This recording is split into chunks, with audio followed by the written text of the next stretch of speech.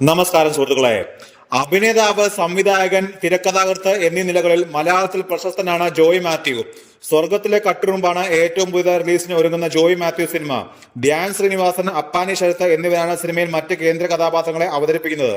സിനിമയുടെ പ്രൊമോഷന്റെ ഭാഗമായി ഒരു ഓൺലൈൻ മാധ്യമത്തിൽ നൽകിയ അഭിമുഖത്തിൽ അമ്മ സംഘടനയുടെ പ്രസിഡന്റ് സ്ഥാനത്തേക്ക് മത്സരിക്കാൻ തനിക്ക് ആഗ്രഹം ഉണ്ടായിരുന്നെന്ന് ജോയ് മാത്യു വെളിപ്പെടുത്തി. എന്നാൽ മത്സരിക്കാൻ ചെന്നാൽ എതിർ സ്ഥാനാർത്ഥിയായ മോഹൻലാൽ പിന്മാറുമെന്ന് അറിയാമെന്ന് ജോയ് മാത്യു പറയുന്നു. മത്സരിക്കുക എന്നതാണ് ലക്ഷ്യം. ജയത്തിനെയും തോൽവിയെയും കുറിച്ച് ആലോചിക്കുന്നില്ല. ഫൈറ്റ് ചെയ്യുക, അത്രമാത്രം. സുരേഷ് ഗോപി 3 പ്രാവശ്യം ഇലക്ഷനിൽ നിന്നിട്ടല്ല ജയിച്ചത്. അതുപോലെ ഇന്ത്യൻ മീഡിയ ഫോറത്തിന്റെ ജനറൽ സെക്രട്ടറി ആയിരുന്നു 2 ടൈമിൽ ഞാൻ. അന്ന് കടുത്ത മത്സരമായിരുന്നു. ബാലചന്ദ്രൻ ചുള്ളിക്കാടിനോടാണ് തോറ്റത്, അല്ലാതെ ഊപ്പകളോടൊന്നുമല്ല. നമ്മൾ മത്സരിക്കേണ്ടത് അത്തരം ആളുകളോടാവണം. കാരണം അവരോട് മത്സരിച്ച് തോറ്റാലും നല്ലതാണ്. അതുപോലെ അമ്മയിലെ എക്സിക്യൂട്ടീവ് അംഗമാകാൻ മത്സരിക്കുന്നവരെല്ലാം ശക്തന്മാരാണ്. അതുകൊണ്ട് ഞാൻ തോറ്റാലും കുഴപ്പമില്ല. ഞാൻ ശരിക്കും അമ്മയുടെ പ്രസിഡന്റ് സ്ഥാനത്തേക്ക് മത്സരിക്കാമെന്നാണ് വിചാരിച്ചത്. എതിർവശത്ത് മോഹൻലാലാണ്. മുട്ടുമ്പോൾ ആനയോട് മുട്ടണമല്ലോ. കരുത്തനായ സ്ഥാനാർത്ഥി അല്ലേ അദ്ദേഹം. പക്ഷെ നമ്മൾ മത്സരിക്കാൻ നിന്നാൽ മോഹൻലാൽ പിന്മാറും. നീ എടുത്തോ മോനെ എന്ന് പറയും. ഞാനില്ല ഈ പരിപാടിക്കെന്ന് പറയും. അദ്ദേഹത്തെ നമ്മൾ ഏൽപ്പിച്ചതാണ് പ്രസിഡന്റ് സ്ഥാനം, വേറെ ആരില്ല. അതുകൊണ്ട് ആരെങ്കിലും ആ സ്ഥാനം ഏറ്റെടുക്കാൻ മുന്നോട്ട് വന്നാൽ അപ്പോൾ മൂപ്പര് ഈ കസേര വിട്ടുപോകും. രക്ഷയില്ലാത്തതുകൊണ്ട് ഇരിക്കുന്നതാണ് അദ്ദേഹം. ആരെങ്കിലും ഒരാൾ ആ സ്ഥാനത്തേക്ക് വന്നിട്ട് കാര്യമില്ല. എല്ലാവർക്കും സമ്മതമാകണം. അയാൾ പറയുന്നതിന് സ്വീകാര്യത വേണം.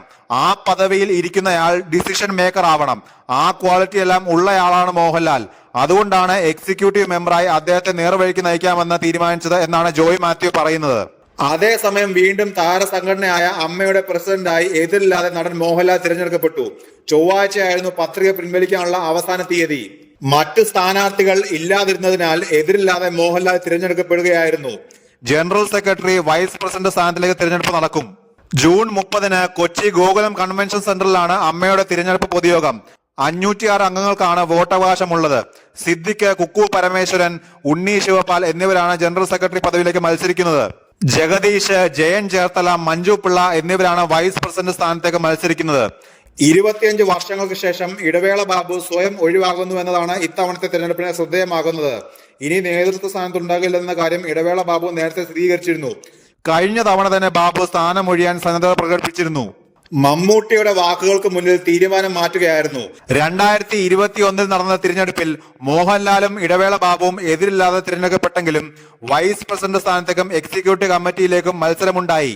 മണിയൻപിള്ള രാജുവും ശ്വേതാ മേനോനും വോട്ടെടുപ്പിലൂടെ വൈസ് പ്രസിഡന്റ് ആയപ്പോൾ എക്സിക്യൂട്ടീവ് കമ്മിറ്റിയിലേക്ക് ലാലും വിജയബാബുവും അട്ടിമറി വിജയം നേടി. ഔദ്യോഗിക പക്ഷത്തു നിന്ന് മത്സരിച്ച നിവിൻ പോളിയും ആശാ ശരത്തും ഹണി റോസുമാണ് തോറ്റത്. മലയാളത്തിലെ എക്കാലത്തെയും മികച്ച സിനിമകളിൽ ഒന്നായിരുന്നു അൻവർ റഷീദ് സംവിധാനം ചെയ്ത രാജമാണിക്യം. മമ്മൂട്ടി നായകനായ രാജമാണിക്യം കളക്ഷൻ റെക്കോർഡുകൾ പലതും തകർത്തിരുന്നു. ബെല്ലാരി രാജ എന്ന കഥാപാത്രമായി ഗംഭീര പ്രകടനമാണ് മമ്മൂട്ടി കാഴ്ചവെച്ചത്. താരത്തിന്റെ തിരുവനന്തപുരം സ്ലാങ്ങും ഡ്രസ്സിംഗും എല്ലാം ട്രെൻഡായി മാറി. രാജമാണിക്യം ആദ്യം സംവിധാനം ചെയ്യേണ്ടിയിരുന്നത് രഞ്ജിത്ത് ആയിരുന്നു എന്ന് പറയുകയാണ് കോസ്റ്റ്യൂം ഡിസൈനർ SB സതീഷ്.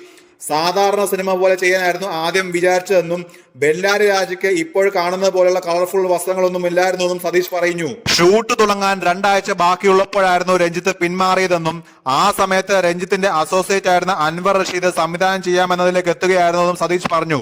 ഒരു ഓൺലൈൻ മാധ്യമത്തിന് നൽകിയ അഭിമുഖത്തിലാണ് സതീഷ് ഇക്കാര്യം പറഞ്ഞത്. രാജമാണിക്യം ഇത്രയും കളറാവാൻ കാരണം മമ്മൂക്കയാണ്. ആ സിനിമ ആദ്യം സംവിധാനം ചെയ്യാനിരുന്നത് രഞ്ജിത്തായിരുന്നു. ബെല്ലാരി രാജയ്ക്ക് ഇപ്പോൾ കാണുന്നത് പോലെ കളർഫുൾ കോസ്റ്റ്യൂം ഒന്നും ഉണ്ടായിരുന്നില്ല. വെള്ളമുണ്ടും ജുബായും മതി എന്നാണ് രഞ്ജിത്ത് എന്നോട് പറഞ്ഞത്.